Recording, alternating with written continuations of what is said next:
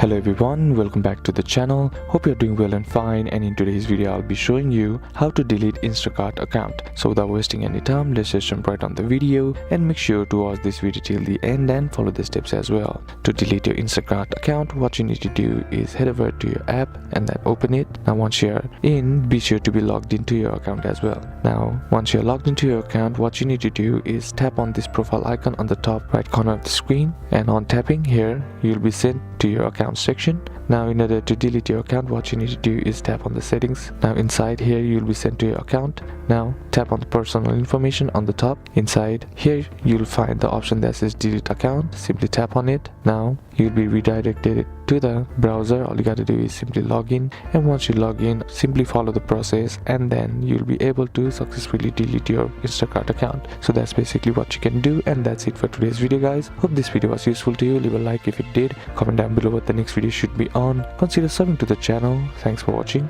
Bye bye.